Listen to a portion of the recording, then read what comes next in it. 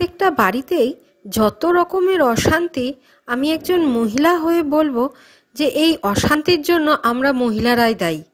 তার কারণ প্রত্যেকটা সম্পর্কের ক্ষেত্রে আমাদের চিন্তাভাবনাগুলো আলাদা আলাদা রকম হয়ে যায়, যার জন্যই নানা রকম জটিলতার সৃষ্টি হয়।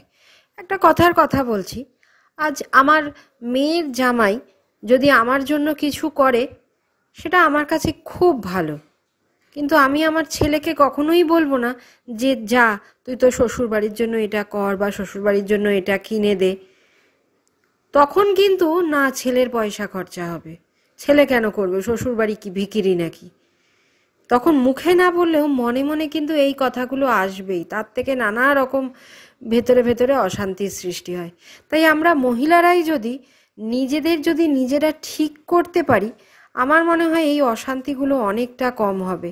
মানে ধরো, হ্যাঁ, মুখে যেটা আমরা বলছি যে আমার জামাই আমার ছেলে, সেই রকম যদি আমরা কাজের ক্ষেত্রেও করি, বা আমার ছেলের বউ কিন্তু আমার মেয়েই, মেয়ের মতনটাই বলি, মেয়ে তো বলি না, যাই হোক না কেন, মুখে আমরা সেই কথাটা না বলে যদি আমরা নিজের জন্ম দেওয়া মেয়ে এবং নিজের ছেলের বউকে যদি একই রকমভাবে দেখি, সম্পর্কগুলো আরো